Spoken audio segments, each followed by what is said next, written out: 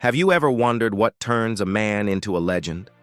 What transforms an ordinary person into a global symbol of peace and reconciliation?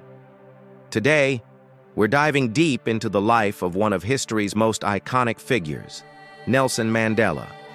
But we're going to look at him through a different lens, the lens of his incredible lifelong curiosity.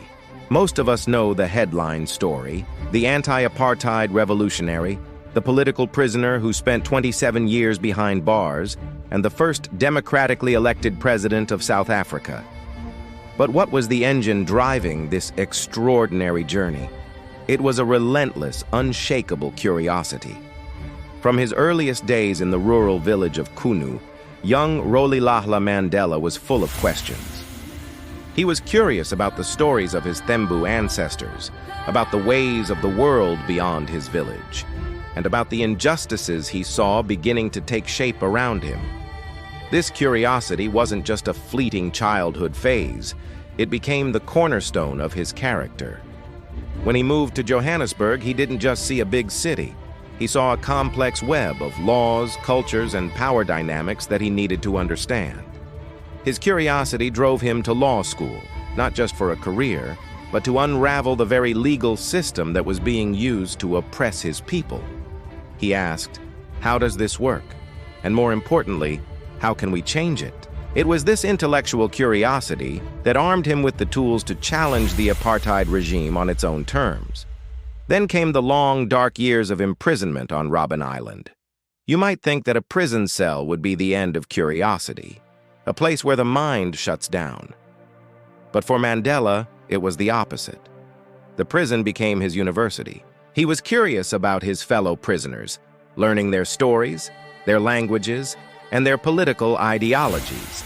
He famously learned Afrikaans, the language of his oppressors. Why? Out of curiosity.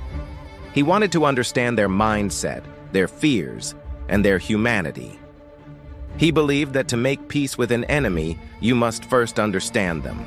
This wasn't just a political strategy. It was a profound act of human curiosity.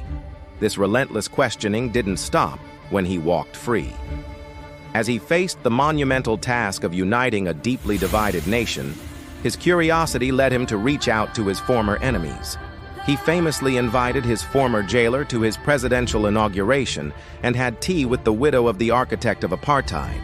He was genuinely curious about building a rainbow nation, asking how people from completely different backgrounds who had been taught to hate each other could learn to live together in peace. He didn't have all the answers, but his willingness to ask the questions and listen to the responses is what made the South African miracle possible.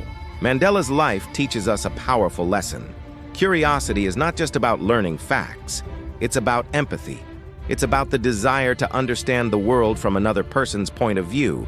It's the force that breaks down walls, builds bridges, and turns enemies into partners.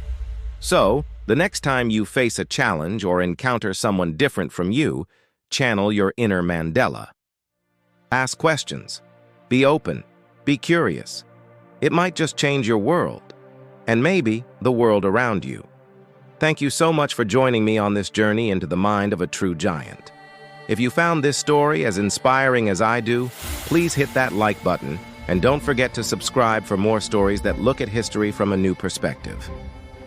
See you in the next one.